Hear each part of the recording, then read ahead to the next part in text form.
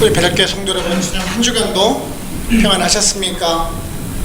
이제 우기철 되는 것 같죠? 오늘부터 벌써 이제 비가 오기 시작을 하네요. 이제 우리 마음에도 빛은 이제 촉촉하게 적셔져서 하나님께서 여러분과 같이 풍성한 삶을 누려가는 그런 삶을 살기를 소원을 합니다. 오늘도 이제 이사야 말씀을 가지고 은혜를 나누고자 하는데요. 지난주에 한국에서 이제 국회의원 선거가 있었습니다. 그리고 일부 지역에 보궐선거도 있었는데, 여러분들은 그 투표를 하시면서 그 다음에 개표하시면 그를 보시면서 어떤 생각이 드시는지 모르겠어요. 여러분이 투표하셨던 분들이 당선되셨습니까? 물론 당선되신 분들도 계실 테고 안 되신 분들도 계실 텐데요. 저는 제 친구가 3번씩이나 계속 출마를 했는데 이번에는 꼭 될 줄 알았어요. 그런데 또 낙선을 했습니다. 많은 사람들이 별 것이다라고 생각을 했는데 떨어지는 그런 모습을 보면서 참 사람들의 생각이 정말 다양하구나, 우리들 뜻대로 되는 것이 정말 세상은 아니구나 라는 것을 느끼게 됩니다. 우리가 국회의원 선거나 대통령 선거를 통해서도 그렇죠.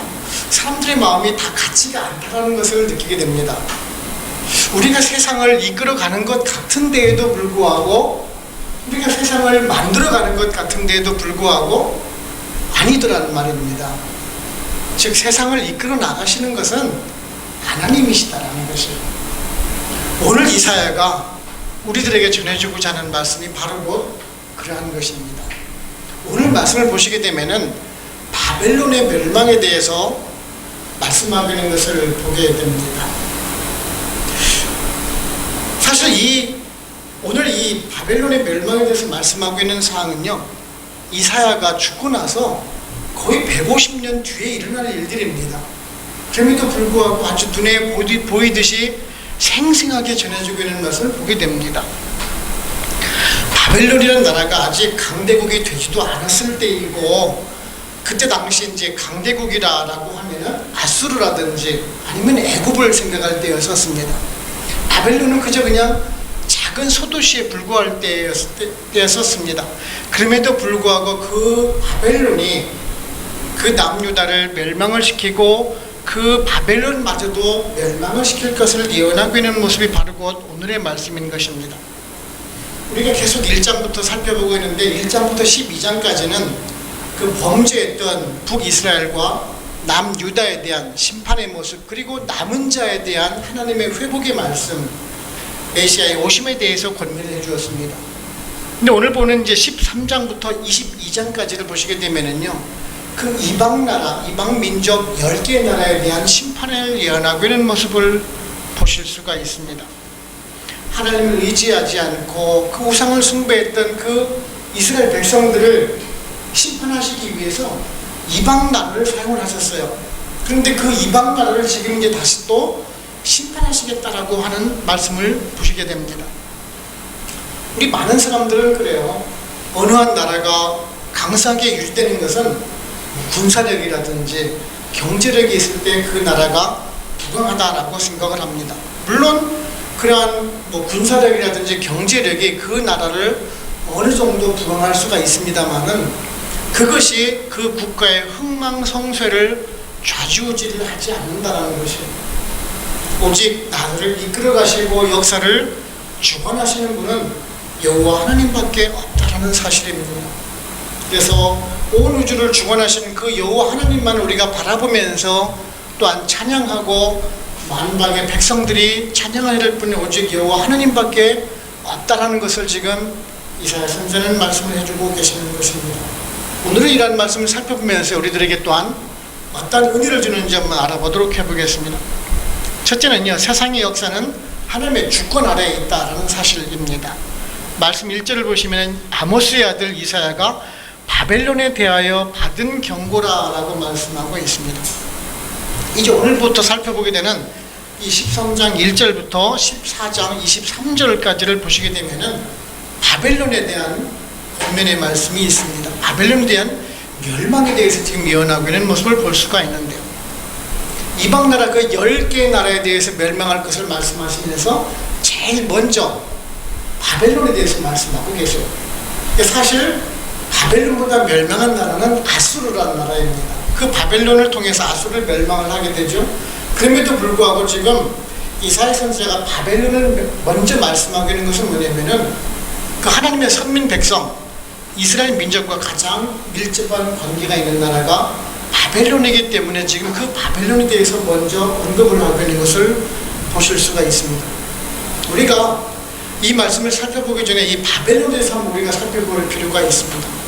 우리가 지금 바벨론이 이사야 사후 100여 년 뒤에 발생할 것처럼 사실은 여겨지고 있는데요. 바벨론이라는 나라는 사실 그 이전부터 있었어요. 주전 1830년경에 세워진 나라입니다. 굉장히 오래전에 세워진 나라이죠.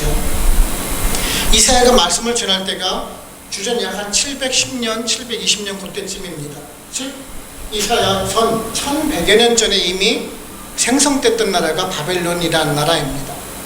그 나라는 우리가 잘 아는 그 함무라비 법전 아시죠? 그 함무라비 법전을 세웠던 그 함무라비 왕이 6대 왕입니다. 그때가 가장 전성기였었어요. 주전 1793년부터 1750년까지 그 나라가 가장 강성했던 때였었습니다. 주전 1750년이 어느 때인고 하니 그 가나안 땅에 들어갔던 이스라엘 백성들이 이제 기근 때문에 애굽으로 이전하던 때였었어요. 즉 요셉의 때라는 얘기예요. 굉장히 오래전부터 있었죠. 그런데 그 함무라비 왕이 죽고 나서부터 나라가 아주 급속하게 쇠퇴를 하게 됩니다. 정변이 일어나게 되고 그 아들들이 연에서 죽게 되면서 아주 망하게 돼요. 그때가 1531년에 망하게 됩니다. 핵족속에 의해서 멸망하게 되는데요. 거의 한 900년 동안 회복을 하지는 못해요. 정말 작은 도시국가에 불과를 하게 됩니다. 그러다가 이제 그 나라가 다시 강성하게 되는 때가 바로 곧 오늘 말씀입니다. 주전 626년에 아수르의 압제하에 있다가 이제 그 민족들이 반역을 통해서 나라를 형성을 하게 됩니다. 그리고 주전 612년에 우리가 잘 아는 느부갓네살 왕에 의해서 그 니느웨를 점령을 하게 됩니다. 아수르를 멸망을 시키는 것이죠. 그리고 나서 이제 근동 지방의 패자로 형성을 하게 됩니다. 아주 부강한 나라가 굉장히 강력한 나라가 되죠. 그런데요, 그 나라가 그 느부갓네살 왕이 죽고 나서 역시 또한 망하게 되는 것이에요. 주전 539년 그 바사의 고레스가 왕이 이제 무혈 입성하면서 아주 그 바벨론 나라가 망하게 되는 것이 오늘의 말씀이에요. 불과 세운 지 부강하게 된 지 100년도 안 되자마자 그 나라가 지금 멸망을 한다라는 얘기예요. 그런데요, 지금 더 중요한 것은 뭐냐면은 이사야가 지금 본격적으로 사역을 하기 100여 년 전이라는 얘기예요. 이사야가 죽고 나서 그 바벨론이라는 나라가 형성이 되고 부강하게 되고 다시 멸망한다는 그 내용을 얘기를 하고 있는 거예요. 아직 보지도 않은 나라인데, 생성되지도 않은 나라인데 정말 눈에 보듯이 생생하게 지금 말씀을 하고 있는 것을 보게 됩니다. 많은 학자들은 또 그런 얘기들을 해요. 이사야 사후에 일어난 나라들을 지금 기록을 하고 있기 때문에 이사야가 죽은 다음에 지금 이 바벨론의 멸망 기사를 지금 삽입한 것이 아니냐라고 말씀을 하고 있죠. 그런데 오늘 말씀에 뭐라고 기록을 하고 있어요? 1절에서 아모스의 아들 이사야가 받은 바벨론에 대한 경고라라고 말씀해주고 있습니다. 분명하게 이사야가 받은 예언의 말씀이라는 것이죠. 성경을 보게 되면 이런 말씀이 참 많이 있어요. 열왕기상 13장 2절을 보시게 되면은요, 요시야 왕에 대한 기록이 나와요. 왕의 이름 요시야 왕까지도 나오는데 사실은 그 기록의 말씀은 300년 전에 기록된 말씀이에요. 300년 전에 요시야라는 왕이 나와서 그 요시야가 어떤 행동을 할 것인지를 명확하게 기록을 했다는 얘기예요.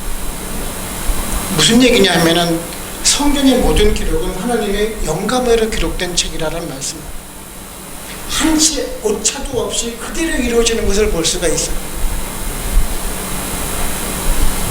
우리가 성경을 보아서도 알지 않습니까? 그 성경의 기록이 1.1획이라도 틀리지 않고 이루어진다는 사실이에요.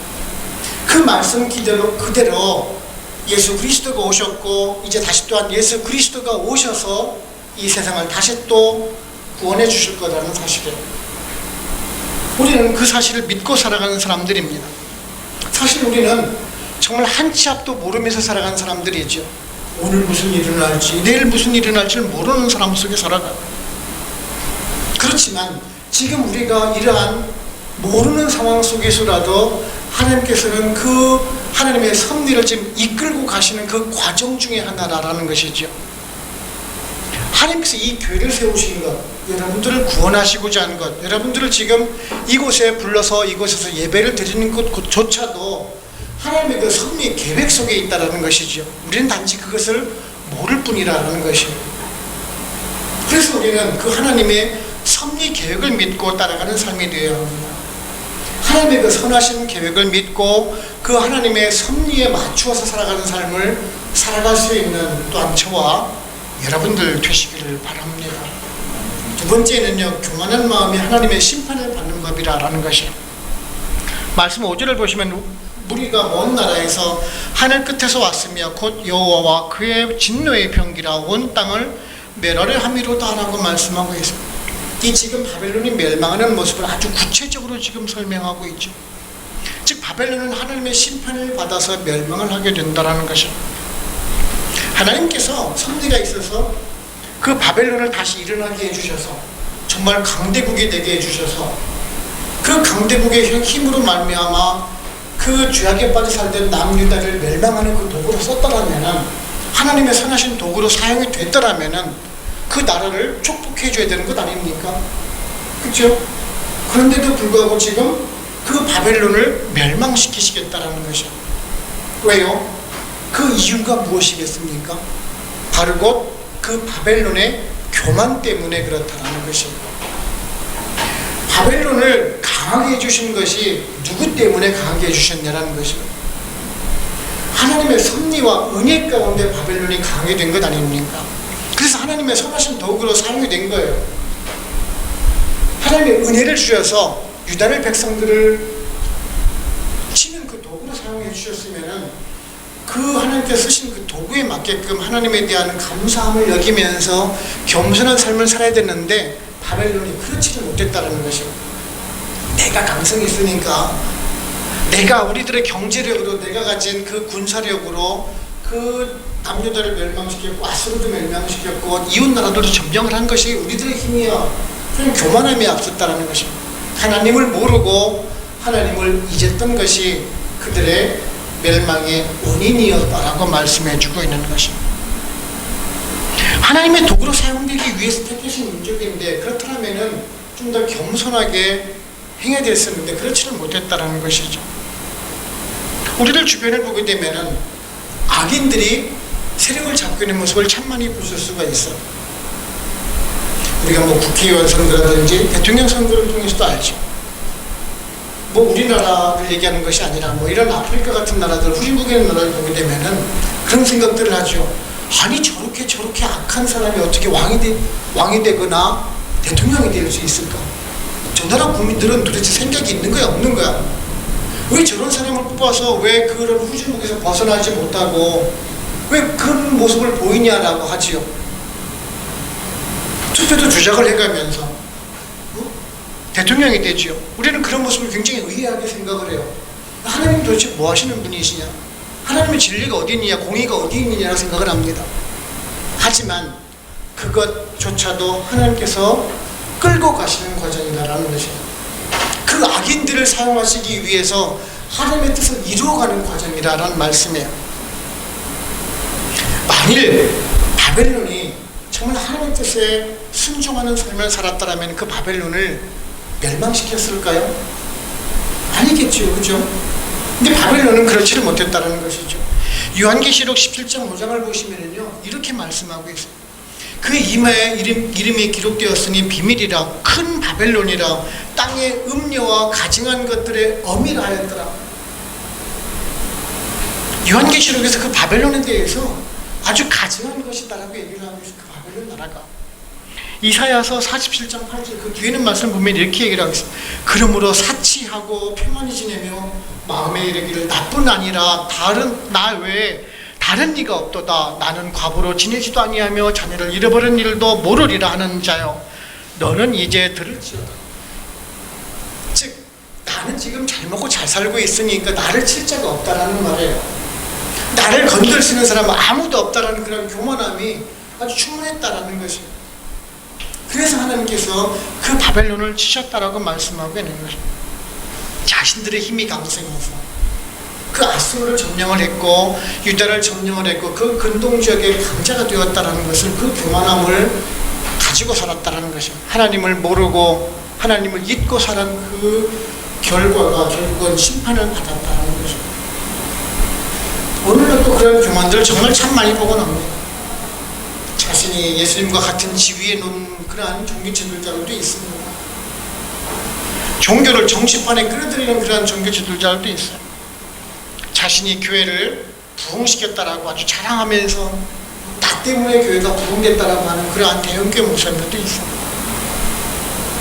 우리가 지난번에 살펴보았지 않습니까? 잠언서 16장 18절에 교만은 패망의 선봉이요 거만한 마음은 넘어짐의 앞잡이니라. 바로 그것입니다. 우리가 잘 될 때, 우리가 번성할 때, 우리가 부자가 되었을 때 그것을 생각할 수가 있어야 돼요. 과연 그것이 누구 때문에 그랬냐는, 물론 본인의 노력도 있었겠지만 하나님의 은혜가 아니면은, 하나님의 섭리가 아니면 우리는 강해질 수가 없다는 것입니다. 그럴 때 우리가 부해질 때, 강해질 때 더욱더 겸손한 사람이 되어야 한다는 것입니다.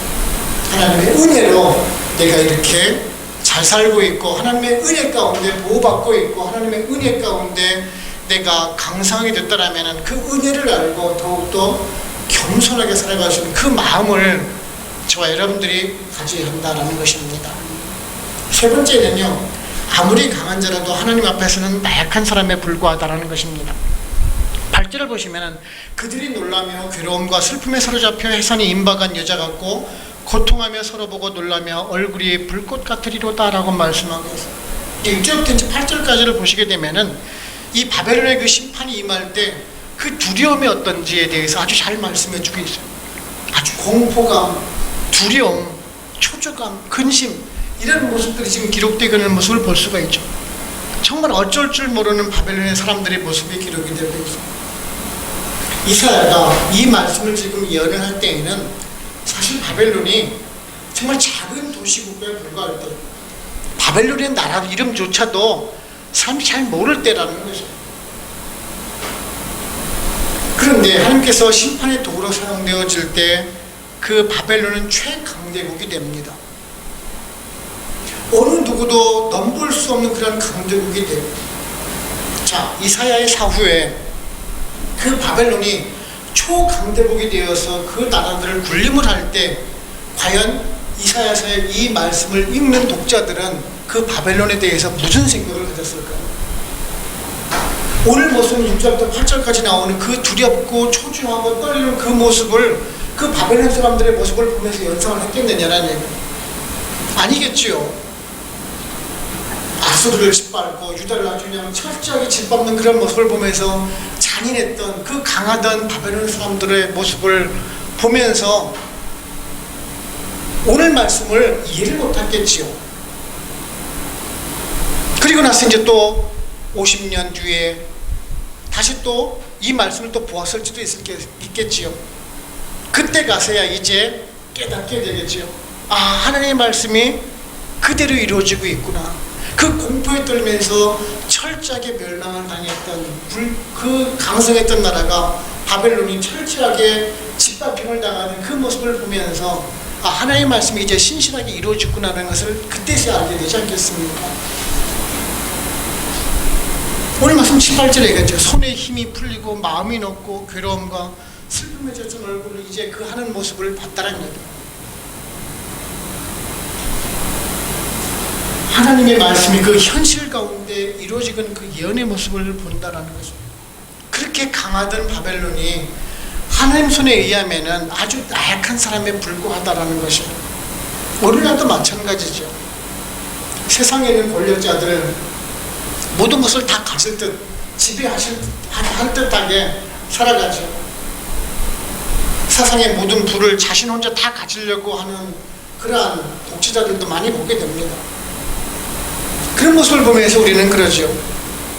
정말 강하고 언제까지 그 부를 누릴까?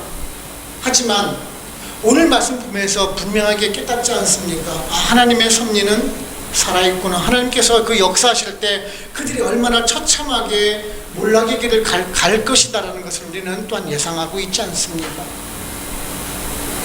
그 큰 절대 권력을 가진 사람이라 할지라도 하나님께서 뜻하신 바대로 행하게 되면 아무리 강한 사람이라도 완전한 무능력자가 된다는 사실입니다. 여러분들 왜 영화 같은 걸 자주 보시죠? 그죠? 영화를 보게 되면 정말 절대 권력을 가진 그런 권력자들을 향해서 주인공이 정말 진념과 끈기를 가지고 하나씩 해가지고 그 권력자를 멸망시키는 그 모습을 영화를 보면서 우리는 정말 그 카타르시스를 느끼죠. 내가 주인공이 된 것처럼 말입니다. 그렇죠? 그러면서 그 모진 고난과 시련을 엮어놓은 그런 과정을 참 우리는 그 결과를 예상하면서 보는데, 하나님이라면은 그러한 고난과 시련, 그러한 극복의 과정이 없다는 것이죠. 그냥 하나님께서는 마음만 먹으시면은 바로 그 즉시 그냥 행하시는 분이라는 것이요. 영어와는 다르다는 것이죠. 바로 그 실행에 옮기시는 것입니다. 자, 그렇다면은 지금 이사야가 이 바벨론의 멸망에 대해서 권면을 하고 예언하는 그 목적이 무엇이겠습니까? 그 이유가, 이것을 기록한 그 이유가 무엇이겠냐는 것입니다. 바로 곧 이 세상을 두려워하고 의지해야 될 사람이 바로 곧 하나님 한 분밖에 없다는 것을 알려주기 위해서 그렇다는 것입니다. 너희들이 아무리 세상에 대해서 군림하고 그 권력자들의 의지에서 살아간다 할지라도 그것은 의지할 사람이 아니라는 것이에요. 우리들이 세상을 살면서 많은 시련을 겪을 수도 있고 어려움을 겪을 수도 있어요. 그럴 때 여러분들이 누구를 의지하십니까? 주위에 있는 사람을 의지하십니까? 내가 가진 돈을 의지하십니까? 권력을 의지하십니까? 그럴 수 있어요. 하지만 그것은 허상이라는 것이에요. 그것은 신기루예요. 만일 그 사람이 나를 도와주지 않는다면 어쩔까? 내가 가진 그 돈이 부족하면 어쩔까? 나를 도와주려 했던 그 사람이 나를 도와주지 않으면 어쩔까? 우리가 근심 걱정을 하죠. 근데 만일 정말 사람이 도와주지 않으면, 내가 돈이 부족하면, 권력이 나를 도와주지 않으면 어떻습니까? 더 큰 절망에 빠지고 더 큰 실망에 빠지는 것이 우리들의 모습 아닙니까? 우리가 의지하고 기댈 분은 오로지 하나님 한 분밖에 없다는 것입니다. 그 하나님이 우리를 도와주고 우리를 끌고 가신다는 것입니다. 그 말씀을 전해주기 위해서 지금 이사야는 바벨론의 예를 들어서 우리들에게 권면해 주신다는 것입니다. 여러분들이 어렵고 힘들 때 의지할 수 있는 사람은 오직 여호와 한 분밖에 없다는 것을 깨달으시고 그 하나님의 말씀에만 순종해 가면서 살아가실 수 있는 저 여러분들 되시기를 바랍니다. 아멘. 결론적으로 말씀드리면은 이 폐악하고 죄악에 빠져 살던 북이스라엘과 남유다를 멸망시키기 위해서 북이스라엘은 아수르를 사용을 하세요. 그리고 바벨론을 일으키셔서 그 아수르를 멸망하게 하시고 다시 남유다까지도 멸망을 하시게 하시고, 자, 그렇다면 그 바벨론이 하나님의 선하신 도구로 사용하게 됐는데 그 바벨론을 축복해 주셨어요? 아니죠.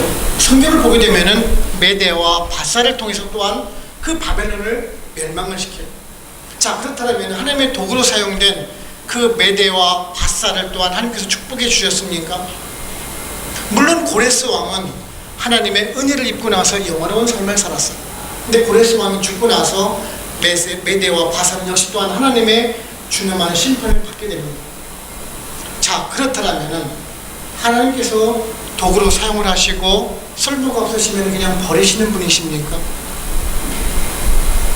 우리가 흔히들 얘기를 하죠. 단물만 쪽쪽 빨아먹고 나서 그냥 버리시는 하나님이십니까? 아니다라는 것이지요. 하나님께서 그들을 쓰셨을 때에는, 하나님의 선하신 도구로 사용됐을 때에는 하나님의 깊은 은혜가 있었다는 것이죠. 그 은혜 가운데 번성하게 되고 영화롭게 되었더라면 그 하나님의 은혜를 알고 살았어야 됐었는데 그들이 하나님을 잊었고 하나님을 몰랐고 하나님을 버렸다는 것이죠. 그렇기 때문에 도구로 사용되어지고 버림받게 될 수밖에 없었다는 것이죠. 우리들도 마찬가지입니다. 우리들도 하나님의 선하신 도구로 사용될 수가 있어요. 여러분들도 저도 역시 또한 하나님의 선하신 도구로 사용되어지는 사람들입니다. 하나님께서 여러분들을 작정해 주셔서 여러분들 예정하신 가운데 여러분들을 구원해 주셨어요. 즉 여러분들을 쓰시고자 계획하셨다는 것이에요. 이미 여러분들은 하나님의 도구가 된 사람들이에요. 그런데 그 하나님의 도구가 사용되어질 때 그 도구가 하나님의 뜻이 아닌 하나님을 모르는 도구로, 하나님을 잊는 도구로, 하나님을 버리는 도구로 사용이 되게 돼서 여러분들이 버림을 받게 된다면 얼마나 억울한 일이겠어요. 하나님이 나를 쓰셨는데 내가 다시 하나님께 버림을 받는다면 얼마나 억울하겠냐는 얘기예요. 즉 우리들은 하나님의 선하신 도구로 사용되어질 때 우리가 스스로 겸손한 삶을 살아야 된다는 것입니다. 아, 하나님께서 나를 도구로 쓰셨으니까 나에게 은혜 주셨구나. 그러니 내가 하나님의 그 은혜에 합당한 삶을 살아야 되겠구나라는 마음을 가져야 된다는 것입니다. 그럴 때 우리를 더욱더 강하게 해주시고 우리를 보호인도해 주신 가운데 우리들을 하나님의 선하신 도구로 사용된다는 것입니다. 저와 여러분들이 그러한 하나님의 선하신 도구로 사용되기를 바랍니다. 정말 오늘 악했던 그런 바벨론처럼 교만의 길로 감으로 인해서 파멸되는 사람이 아니라 선하신 그 하나님의 도구로만 사용이 되어서 하나님의 은혜 가운데 축복 가운데 살아가면서 좀 하나님의 그 뜻을 이루어드릴 수 있는 저와 여러분들 되시기를 주님의 이름으로 축원을 합니다. 기도하겠습니다.